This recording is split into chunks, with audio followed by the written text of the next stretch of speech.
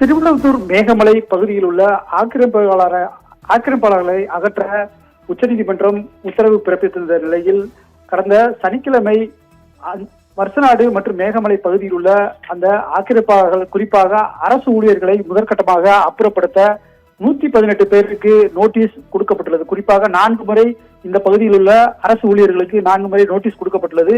அவர்கள் அப்புறப்படுத்த காரணத்தால் இன்று மாலைக்குள் அந்த அரசு ஊழியர்கள் 118 பேரையும் காலி செய்யவில்லை என்றால் அவர்களை பணி நீக்கம் செய்யவும் உத்தரவு மாவட்ட ஆட்சியர் தலைவர் வைத்தியநாதன் பிறப்பித்திருந்தார்.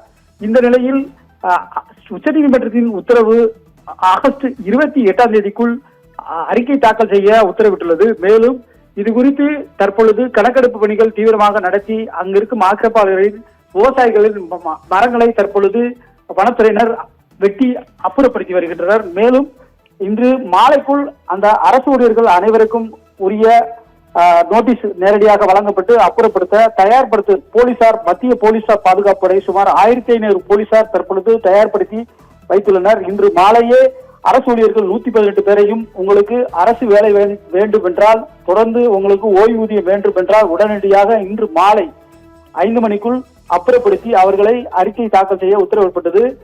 ஆனால் ஏற்கனவே இது குறித்து தமிழக சட்டமன்றத்தில் எம்எல்ஏ மகாராஜன், கம்பம் சட்டமன்ற உறுப்பினர் ஜெகநாத் மிஸ்ரா உள்ளிட்டவர்கள் பேசியிருந்தனர். மேலும் பொறுப்பு அமைச்சர் நிர்மல்குமார் இது குறித்து பேசியிருந்தார்.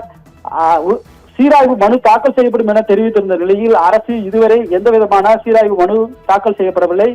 இந்த நிலையில் இன்று மாலைக்குள் அந்த அரசு ஊழியர்கள் 118 பேரையும் அப்புறப்படுத்தி உரிய தாக்கல் செய்ய அந்தந்த துறை அதிகாரிகளுக்கு உத்தரவு பிறப்பிக்கப்பட்டுள்ளது. குறிப்பாக காவல்துறையினருக்கு அந்த காவல்துறை தெரிவிக்கப்பட்டுள்ளது.